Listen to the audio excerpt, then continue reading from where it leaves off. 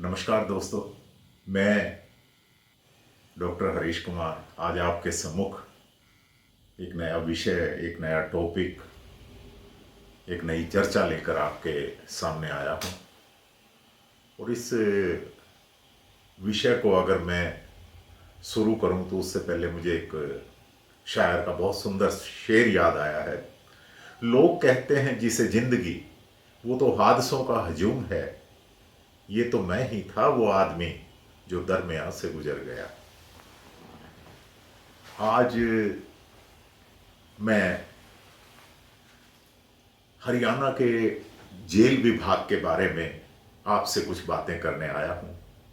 और मेरा ऐसा मानना है कि ज़्यादातर जो भारत के नागरिक हैं या जो भारत में रहने वाले भारतवासी हैं, उनको हरियाणा की जो भारत की जो जेलें हैं या हरियाणा में रहने वाले लोग हरियाणा की जेलों के बारे में, जिसे अगर शुद्ध हिंदी में कहें तो कारागार भी कहते हैं, तो इसके विषय में उनका ज्ञान बहुत ही थोड़ा है, बहुत ही अलप है और बहुत ही कम है।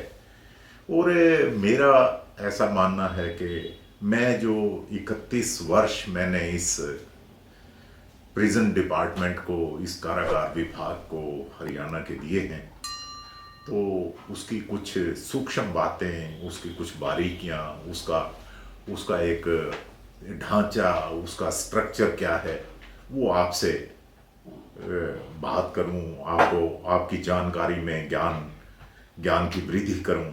और जो इस विभाग के कर्मचारी हैं, अधिकारी हैं, उनके क्या दायित्व हैं, क्या कर्तव्य हैं, उनकी उनकी ड्यूटियां क्या हैं, उसके बारे में आपको बताऊं। तो मैं आज आपसे भारतीय जेलों के बारे में, कि भारतीय जेल प्रणाली क्या है, हरियाणा की जेल प्रणाली क्या है, इसके विषय में मैं कुछ प्रकाश डालूंगा और विभाग की कुछ बारीकियां आपसे आपसे साझा करूंगा। और मेरा ऐसा मानना है कि जो बातें आपने अभी तक ना कहीं पढ़ी हैं, ना कहीं सुनी हैं, ना कहीं देखी हैं, वो बातें मैं आपसे साझा करूंगा। मैं करीब 31-32 साल में बतौर आईजी, मैंने अपना विभाग से आईजी प्रिजन की जो अपना जो पद था, उससे मैंने वीआरएस लिया, वॉलंटरली रिटायरमेंट स्कीम मैंने ऑप्ट की 2019 में। तो मैं वीआरएस लेकर अपने पद से भार मुक्त हुआ। और मैंने जो 30-31 साल में जो चीज़ें देखी, जो कारागार विभाग, जो जेल का जो जो एक प्रबंधन है, जो एक मैनेजमेंट है, वो क्या होता है, वो शायद आम आदमी को, आम नागरिक को, जो भारत के लोग हैं, उनको नहीं पता। तो मैं आज आपसे इस विषय पर यही कि जेल का जो प्रबंधन है वो क्या होता है, उस विषय पर अपने विचार साझा करने आया हूँ।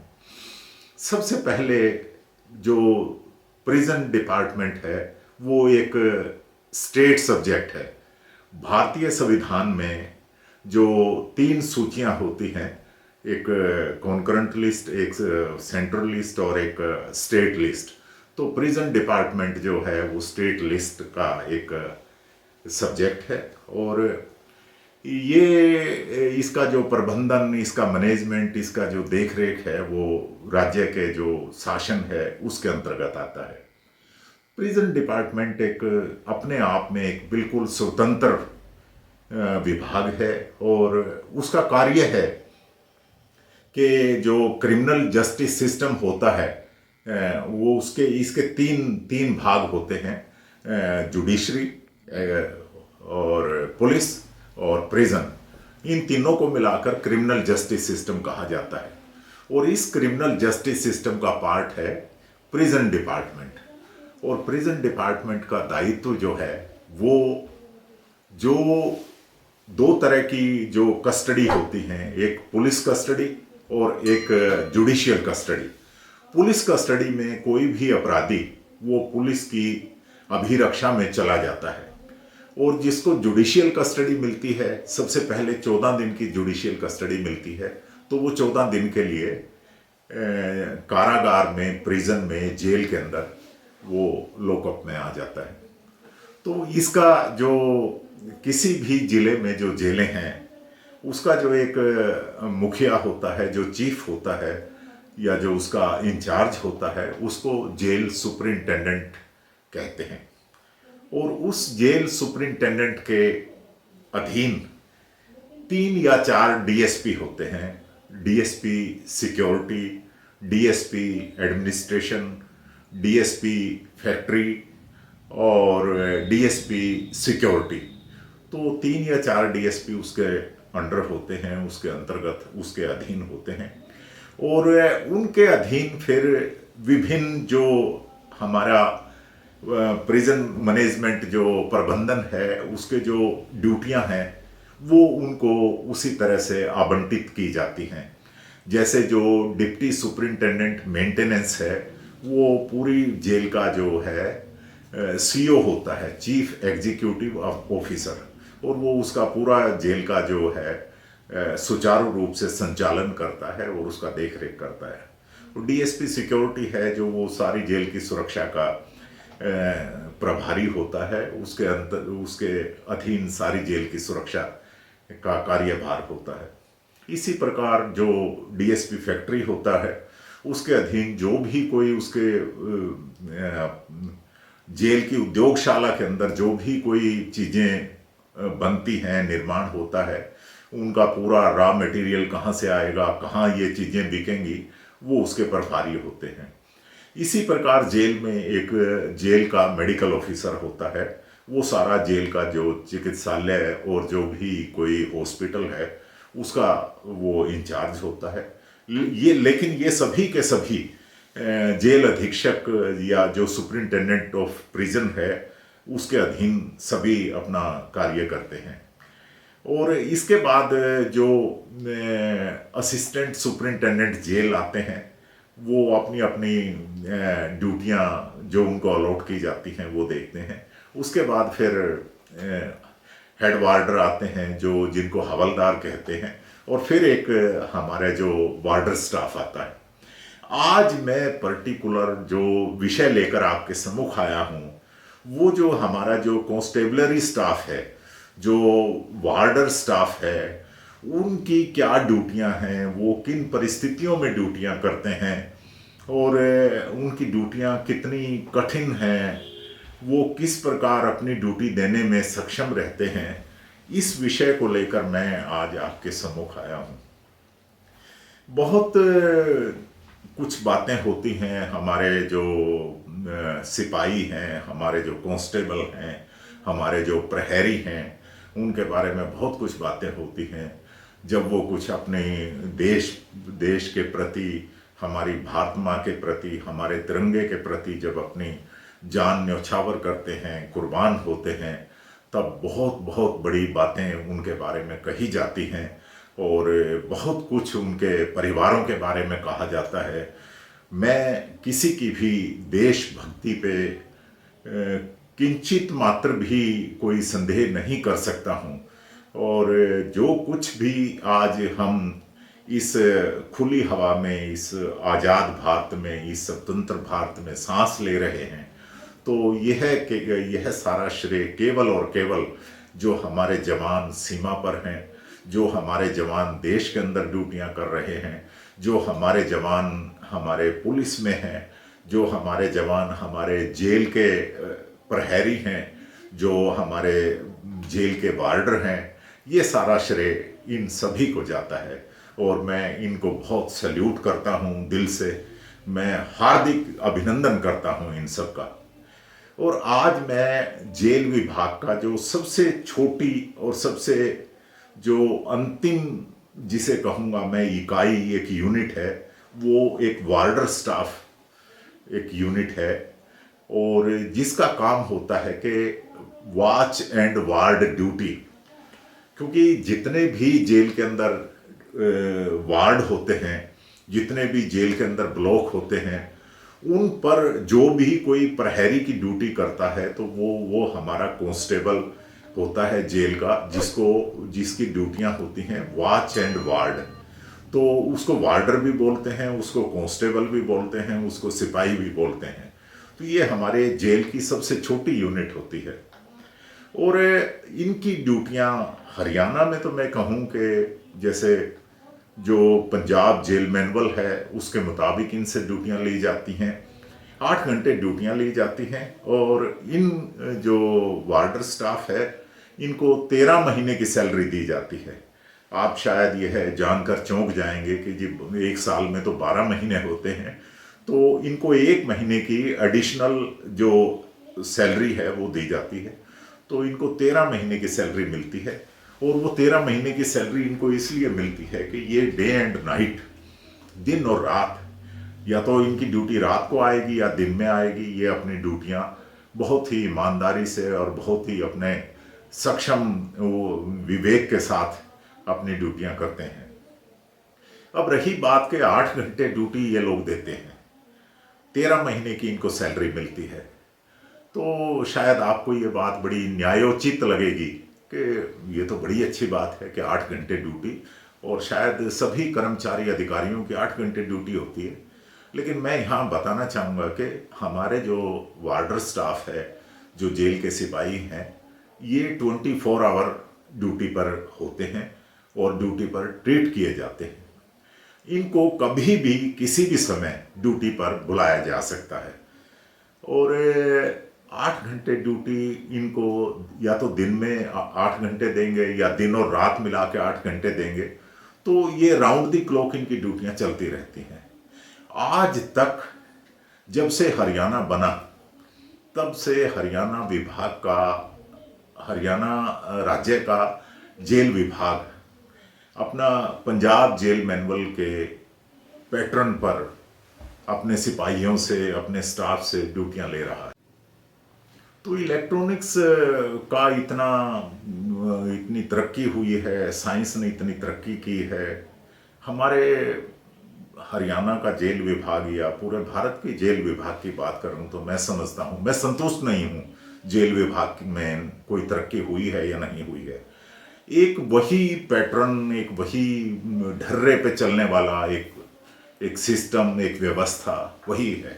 इसको आज तक किसी ने कोई बदलने की ना कोशिश की, ना इसका सरकार का, ना तो केंद्रीय सरकार का, ना राज्य सरकारों का इस विभाग के ऊपर कोई ध्यान रहा। और सबसे जो छोटी यूनिट है मेरे इस विभाग में, जो वार्डर स्टाफ है, उसकी तरफ तो शायद सभी लोगों का एक नकारात्मक रवैया रहा है। और बहुत ही ये जो वार्डर स्टाफ यूनिट है बहुत ही एक नेग्लेक्टेड यूनिट रही है इस विभाग की। अब रही बात कि मैं ऐसी बातें क्यों कर रहा हूँ। मैं ऐसी बातें इसलिए कर रहा हूँ कि आप कभी भी अगर इस वार्डर स्टाफ से या इस वार्डर स्टाफ के जो मेरे जो सिपाही हैं, जो ड्यूटियों पे हमेशा अपनी पूरी ईमानदारी, जिम्मेवारी के साथ बहुत ही सक्षमता से, विवेक से और तत्परता से ड्यूटी देते हैं, कभी किसी ने उनके उनके ड्यूटी आवर्स हैं या उनके जो हेल्थ कंडीशन हैं या उनके जो बच्चों का जो एजुकेशनल जो फैसिलिटी हैं या उनका जो रेजिडेंशियल जो फैसिलिटी हमें प्रोवाइड करनी चाहिए, शायद हम इसमें अभी तक सफल नहीं हुए हैं। मैं बहुत ही बेबाकी से और बहुत ही ईमानदारी से ये बात आप सबसे साझा कर रहा हूँ, क्योंकि जेल विभाग के जो वार्डर स्टाफ यूनिट है हमारी, वो 24 घंटे ड्यूटी करती है। और 24 में से दिन में कई बार 8 घंटे ड्यूटी आ जाती है, कई बार रात को 8 घंटे आ जाती है। और ज़्यादातर सिपाहियों को मेरा ऐसा मानना है कि वो रात में अपने 2-4 घंटे के लिए घर जाके आते हैं और तब उनको उनके बच्चे जो हैं वो उनको सोए हुए मिलते हैं।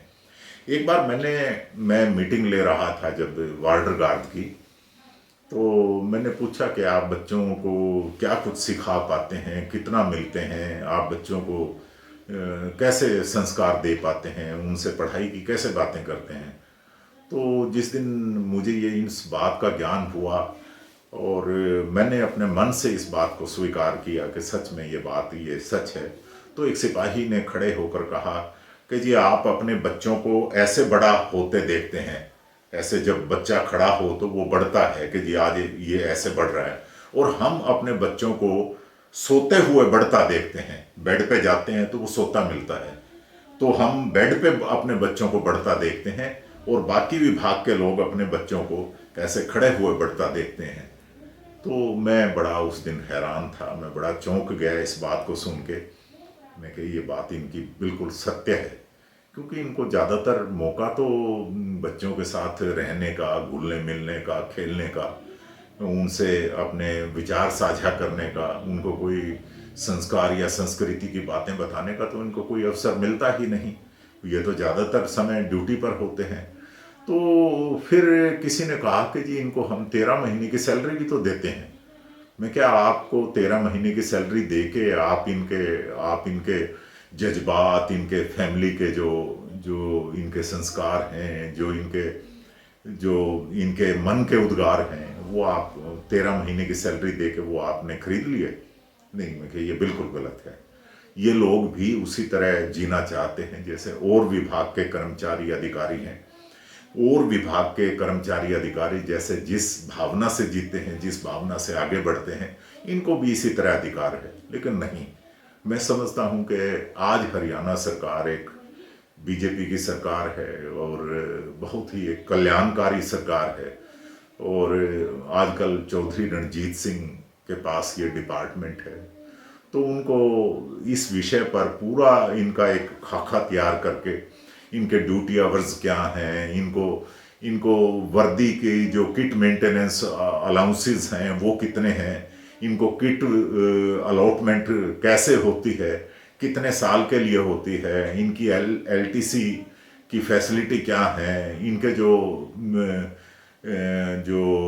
जेल प्रीमाइसिस में जो रेजिडेंस अलॉट हैं वो किस लेवल के बने हुए हैं, इनके पास एक्स्ट्रा को करिकुलर जो है, जो खेलने कूदने के जो मनोरंजन के साधन क्या हैं, इसके बारे में हरियाणा सरकार को थोड़ा बहुत ध्यान देकर इस ओर थोड़ा सा बॉर्डर स्टाफ की जो जो फैसिलिटी हैं, जो सुविधाएं हैं, उसमें थोड़ा बढ़ोतरी करने की आवश्यकता है। क्यों क्यों मेरा ऐसा मानना है? आप यकीन करें, एक जेल का सिपाही जब 4 घंटे या 8 घंटे ड्यूटी पर होता है, तो पूरा उसका जो बीट एरिया है, वो अपने पूरे बीट एरिया का ये जो अपने ब्लॉक है या जो उसका वार्ड है, उसका पूरा इंचार्ज होता है। और जेल के अंदर इतने शातिर किस्म के अपराधी, खूंखार अपराधी और जो साइबर अपराधी रखे जाते हैं, उनके आगे हमारा जो सिपाही है वो कहीं नहीं ठहरता। लेकिन फिर भी ये अपने विवेक से, अपनी सामर्थ्य से, अपनी जिम्मेवारी से उस ड्यूटी को निभाते हैं।